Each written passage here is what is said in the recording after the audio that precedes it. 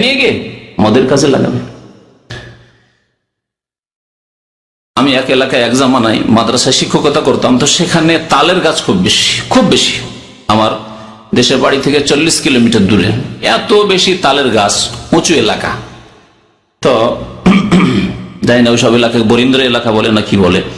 তো তালের গাছ খুব বেশি। তালের গাছে হয় কি, তালের গাছে ওরা হারাম কাজ করে। তালের গাছের তারি হয়, রস। তো এই রসকে ভালো কাজে কেউ ব্যবহার করে না এলাকার দেখলাম। মুসলিম ঘরে ঘরে তারা ওই তালের রসকে টক করে খাট্টা করে মদ বানিয়ে খায়।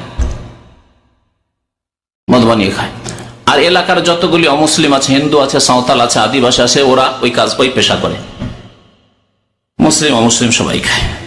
জি, তো যে কোনো গাছে হোক, তো তাল গাছ থেকে ওই যে রসটা হয়, রসকে অধিকাংশ লোকেরা তারি বানায়। তো যে এলাকাতে দেখা যাচ্ছে যে তাল গাছে, আমার তাল গাছ আছে, আর সেই তাল গাছের রস আমি যদি বিক্রি করি, যারা কিনে নিয়েছে তারা মদ তৈরি করবে, তাহলে আপনার জন্য তাদের কাছে বেচা জায়েজ নাই।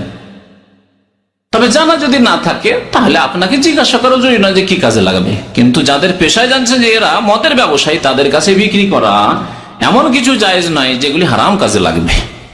শুধু এই ক্ষেত্রে না, এমনকি শিরকের কাজে এমন কিছু খাবার রয়েছে যেগুলি প্রাসাদ পেশ করা হয় মন্দিরে। পুজো পাঠের ক্ষেত্রে যদি জানেন যে পূজার মৌসুম চলছে এবং এটা নিচ্ছেই বলে যে পূজার প্রসাদ পেশ করবো, তাহলে জায়েজ নয় আপনার জন্য বাতিলের জন্য সাহায্য সহযোগিতা করা। কারণ আল্লাহ পাক রব্বুল আলামিন নীতিমালা নির্ধারণ করেছেন, ওয়ালা তাআওয়ানু আলাল ইসমি ওয়াল উদওয়ান, গুনাহের কাজে এবং সীমা লঙ্ঘনের কাজে কেউ কারো সাহায্য করিও না। একটি হাদিস দিয়ে শেষ করছি।